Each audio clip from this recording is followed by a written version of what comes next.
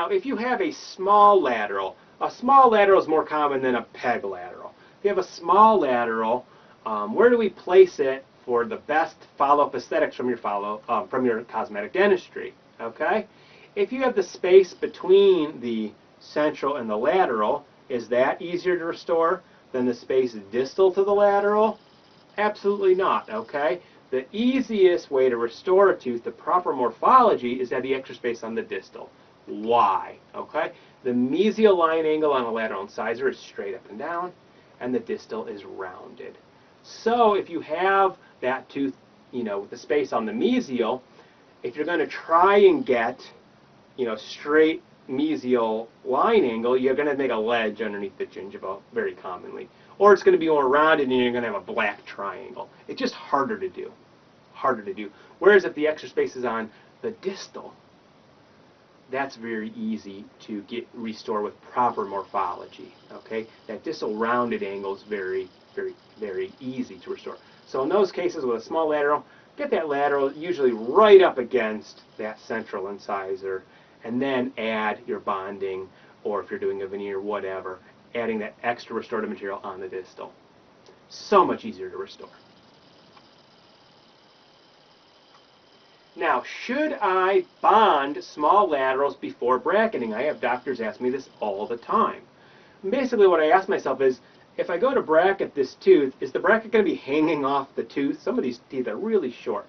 Also, what are the gingival levels doing? That's the other thing I want to know. Okay? If you are trying to maintain the gingival levels, okay, if they're good, and if you were going to place the bracket in the ideal position, if it was going to be hanging off the tooth, then go ahead and add some length with some pre-ortho bracket bonding.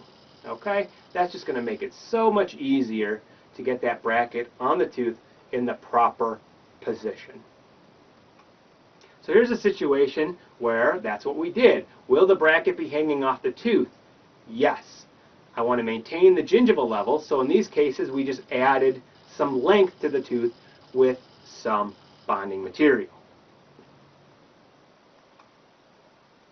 Now, if you want to raise the gingival level on a small lateral incisor, generally you're bracketing, incisally. You don't have to lengthen that tooth. Okay? You're bracketing more incisally, and you're intruding that tooth to bring that gingival level up to match the one on the contralateral side. So basically, if you're going to put the bracket on in such a way that it's going to be hanging off the tooth to achieve your goals, you want to go ahead and bond some length to it. That's going to be very easy to place your final veneer and now have even gingival levels, in beautiful incisal display as well.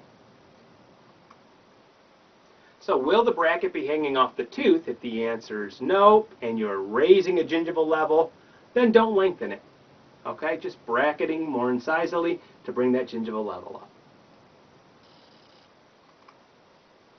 Now, very often, you have these teeth. Remember, what are we doing? We're trying to maintain space to the distal of the lateral incisors. And a lot of times we're finishing maybe a case with a power chain from canine to canine, or I want to just, really detail that tooth position to keep the spaces even for the lateral for when I'm going to follow up with some cosmetic dentistry.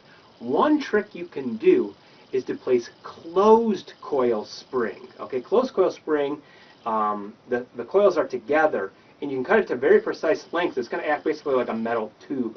It's going to act like a stop. You slide it over the arch wire, and it'll set between the canine bracket and the lateral bracket.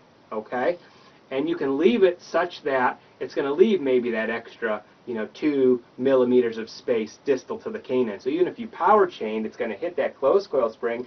It's hitting the tube, the stop, and it will maintain that space very nicely. Okay, so that's a great little trick for maintaining space around the laterals when you're doing final finishing. To make sure you don't miss any of our Powerprox pointers, please subscribe at 6monthbraces.com/orthotips. To learn more about our live seminars for Powerprox 6-month braces, please visit 6monthbraces.com/live-seminars. To learn more about our unlimited case support and online seminars, please visit 6monthbraces.com/online-seminars. If you prefer to call us, our phone number is 440-646-1000. To learn more about our laboratory services for Powerprox 6-month braces, which include digital bracket placement, 3D printed indirect bracket bonding trays, digital case setups and treatment simulation images so you and your patients can both see the case results before you even start, IPR guides so you know the exact amount and location of any IPR that you may need, and a lot more, please visit 6monthbraces.com/PowerproxLab.